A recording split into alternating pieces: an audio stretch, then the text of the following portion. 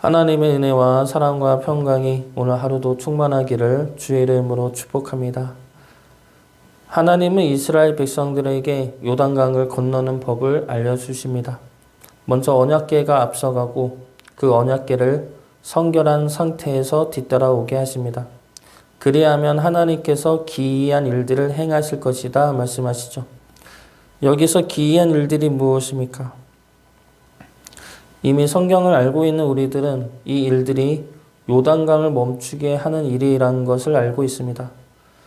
그러나 하나님은 요단강을 건너가기 위해서 요단강을 멈추신 것이 아닙니다. 요단강을 건너기 위함이라면 뗏목을 만들어서 건너도 될 일이죠. 그런 일을 굳이 하나님의 주권과 능력을 사용하신 이유는 이 일을 통한 하나님의 말씀이 있기 때문입니다. 이 일을 통하여 하나님이 알려주고자 하신 뜻이 있기 때문이죠. 바로 하나님을 알게 하기 위해서입니다. 이것은 단순히 하나님이 이러한 능력이 있다, 대단하시다라는 것을 알게 하는 것은 아닙니다. 하나님을 알아야 하나님을 붙들 수 있기 때문이죠. 하나님을 알아야 하나님의 백성으로 서 있을 수 있기 때문입니다. 우리의 신앙생활과 믿음 생활 역시 이러한 목적이 있습니다. 하나님을 알기 때문에 믿음을 지키는 것이고 그 믿음 생활을 통해 하나님을 알아가는 것입니다. 그래야 우리가 하나님의 백성으로 설 수가 있고 하나님의 자녀로서 동행할 수가 있기 때문이죠. 하나님은 오늘 말씀에서 요단강을 끊어지게 할 것이라 말씀하면서 그 일을 통해 하나님을 알게 하겠다 말씀하십니다.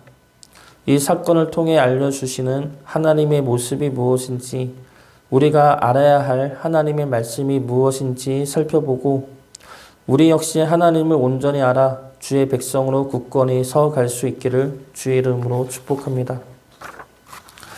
먼저 하나님은 이 사건을 통해 내가 함께 있는 것을 알게 하신다 말씀하십니다.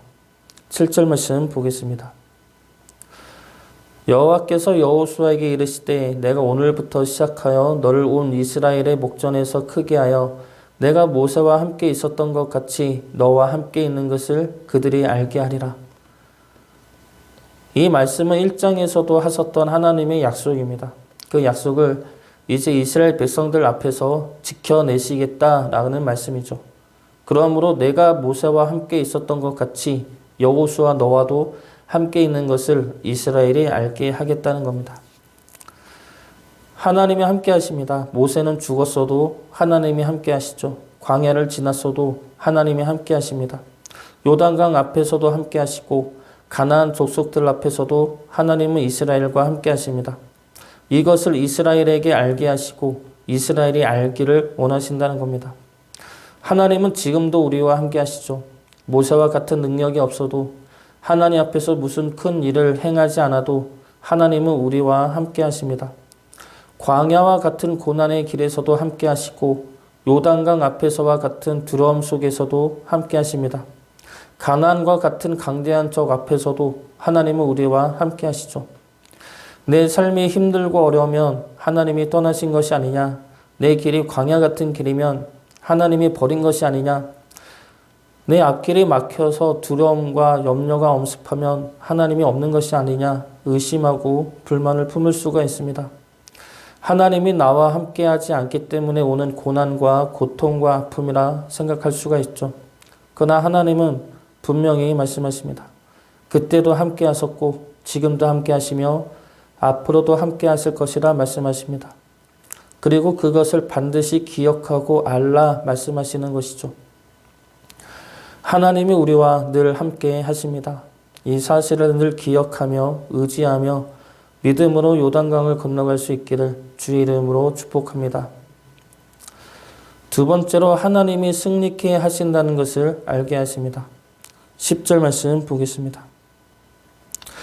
또 말하되 살아계신 하나님이 너희 가운데에 계시자 가나안 족속과 헷 족속과 히위 족속과 브리스 족속과 기르가스 족속과 아모리 족속과 여부스 족속을 너희 앞에서 반드시 쫓아내실 줄을 이것으로서 너희가 알리라. 여기서 말하는 족속은 가나안에 살고 있는 7 족속을 말합니다. 이 7 족속을 하나님이 쫓아내실 줄을 너희가 알게 될 것이다 말씀하시죠. 여기서 알게 된다는 것은 그 일이 일어날 것을 알고 믿어야 한다는 겁니다. 하나님이 반드시 쫓아내실 것이다. 하나님이 반드시 승리하게 하실 것이다. 이것 또한 출애굽기부터 하신 하나님의 약속의 말씀입니다. 그 약속을 하나님은 하나님의 능력으로 이제 이뤄내시겠다는 것이죠.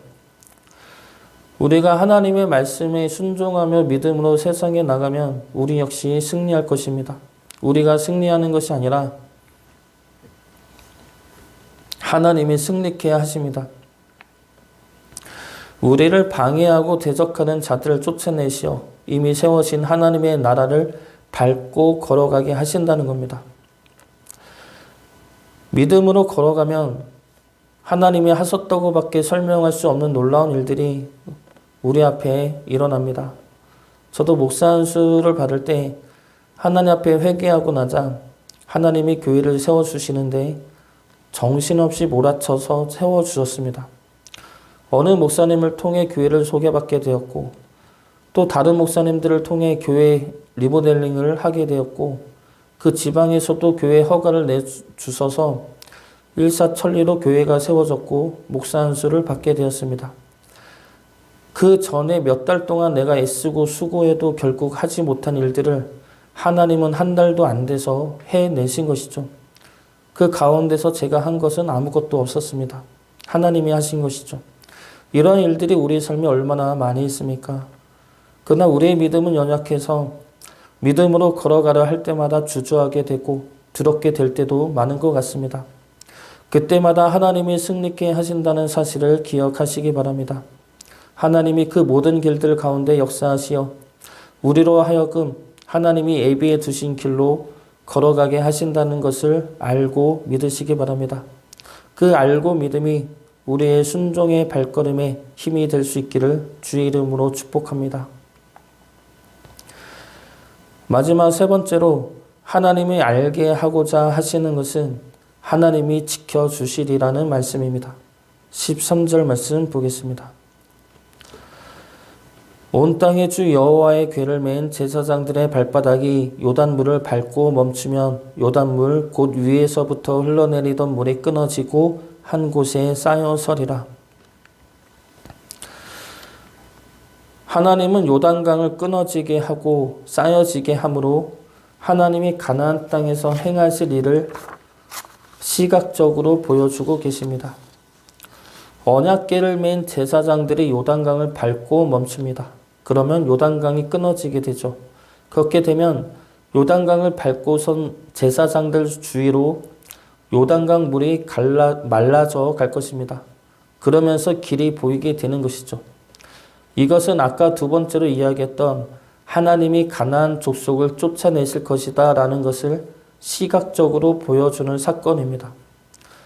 우리를 막아서서 멈추게 하고 우리 길을 보이지 않게 하고 우리를 삼키려 위협하는 요단강 물을 쫓아내시겠다는 겁니다. 이러한 요단강 물 같은 대적자들을 쫓아내심으로 승리케 하시겠다는 것이죠. 하나님은 여기서 그치지 않습니다. 그렇게 쫓아내신 요단강 물을 쌓여 서게 하신다는 겁니다. 쌓여 서게 한다는 것은 그 요단강 물을 막아서 흘러오지 못하게 하는 것이죠.